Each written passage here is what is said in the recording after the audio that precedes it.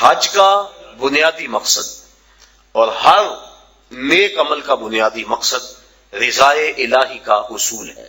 انسان جو بھی نیک عمل کرتا ہے، ہر نیک عمل کا مقصد اللہ کی رضا کو حاصل کرنا ہے۔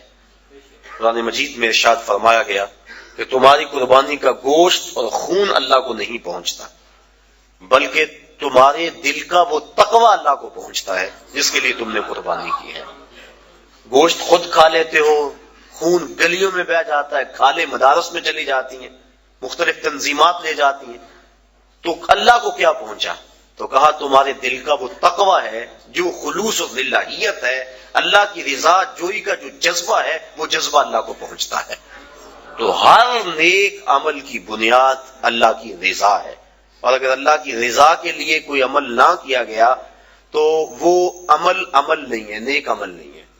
اور صرف ریاکاری کو شرک اصغر کہا گیا ہے، ورنہ انسان جو نیکیاں کرتا ہے، اچھے کام کرتا ہے، کسی کو شرک نہیں کہا گیا، ریاکاری کو شرک اصغر کہا گیا ہے۔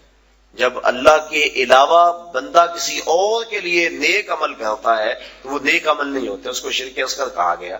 اور قیامت کے دن اللہ تعالیٰ جل شانہ ارشاد فرمائے گا کہ جن کے لیے تم نے یہ عمل کیے تھے ان سے اس کا اجر لے لو، میرے لیے تو تم نے کیے نہیں تھے، جن کے لیے کیے تھے ان سے ان کا اجر لو۔ تو اب کوئی وہاں اجر دینے کی صلاحیت بھلا کیسے رکھتا ہوگا؟ تو جب بھی انسان نیک عمل کرے تو بنیادی فلسفہ یہ ہونا چاہیے کہ میں اللہ کی رضا کے لیے کر رہا ہوں۔ اور انما الاعمال بالنیات، یہاں بھی یہی مراد ہے کہ اعمال کا دار و مدار حسن نیت پر ہے، خلوص پر ہے۔ تو حج کا بھی باقی اعمال کی طرح پہلا بنیادی مقصد اللہ کی رضا کو حاصل کرنا ہے۔